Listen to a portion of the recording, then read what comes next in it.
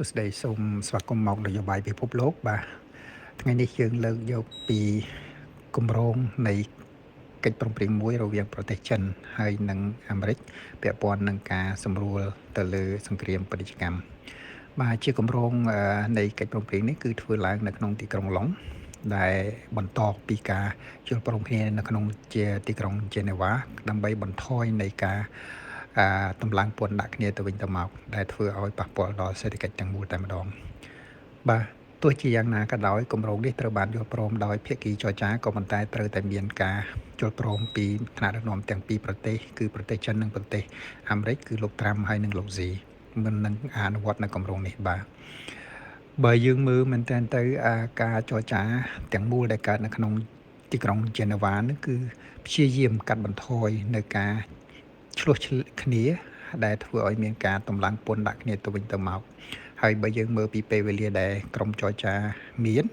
គឺដល់ទៅថ្ងៃទី10ខែសីហាឆ្នាំ2025នេះអញ្ចឹងភាគីចរចាទាំងពីរត្រូវធ្វើការយ៉ាងធ្ងន់ដើម្បីឲ្យមានកិច្ចព្រមព្រៀងមួយកើតឡើងបើមិនដូច្នោះទេពន្ធនាំចូលរវាងប្រទេសទាំងពីរនឹងត្រូវតម្លើងយ៉ាងខ្លាំងក្លាគឺអាមេរិកឡើងពី30%ទៅ145%នៅពេលដែលចិនអាចឡើងពី10%ទៅ125%ចំពោះប្រតិកម្មពីអ្នកវិនិយោគទុនវិញគឺគាត់មានការឆ្លើយឆ្លងយ៉ាងប្រយ័ត្នបំផុតពីព្រោះវាជាបញ្ហាផុយស្រួយហើយនៅក្នុងនោះដែរក៏គេឃើញថា share បាទភាគហ៊ុននៅក្នុងអាស៊ីវាហាក់បីឡើងតិចតួចដែរការឡើងនេះអាចឆ្លុះបញ្ចាំងអំពីការរំពឹងទុកនៃការយល់ព្រមគ្នាបាទយើងសូមបញ្ជាក់ផងដែរថាចិនបានផ្អាកនៃការនាំចេញនៅរ៉ែកម្រដែលធ្វើឲ្យប៉ះពាល់ដល់សង្វាក់ផលិតកម្មទូទាំងសកលលោកបាទហើយការដែលដកនៅការនាំចេញនៃប្រទេសទាំងពីរក៏អាចធ្វើឲ្យប៉ះពាល់រឿងនឹងដែរបាទនៅក្នុងនោះដែរគេថាការចរចាអាចស្រួលទៅបានដោយសារតែមានការជជែកវែងញែកការជជែកគ្នាតាមទូរស័ព្ទរវាងអ្នកដឹកនាំទាំងពីរដែលជាការជជែកយ៉ាងកម្របាទ